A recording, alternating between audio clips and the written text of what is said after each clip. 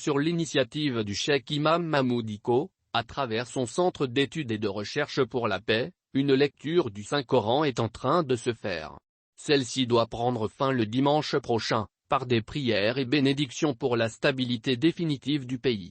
Face à cette annonce faite par l'imam Mahmoud Dicko, des esprits malveillants, voire ses détracteurs, se sont accaparés de la nouvelle, pour l'interpréter autrement.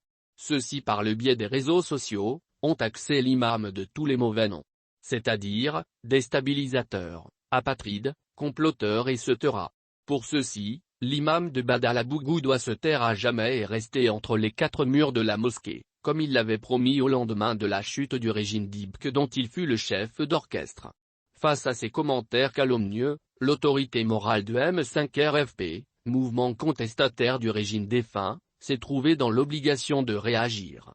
Il l'a fait, à travers une interview accordée à un média de la place dont nous nous sommes procuré la version vocale.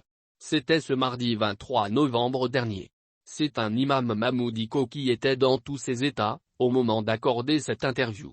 Selon lui, mieux vaut se taire devant certains propos mensongers que de vouloir apporter une réponse.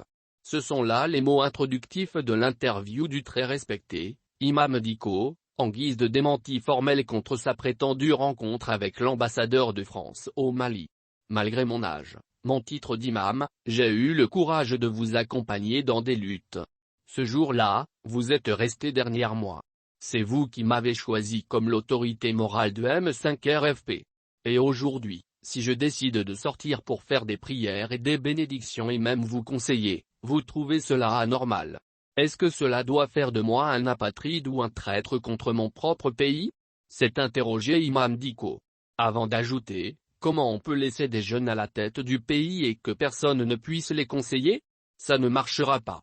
Franchement, il est temps d'arrêter ces propos haineux et faisons l'union sacrée. A-t-il préconisé.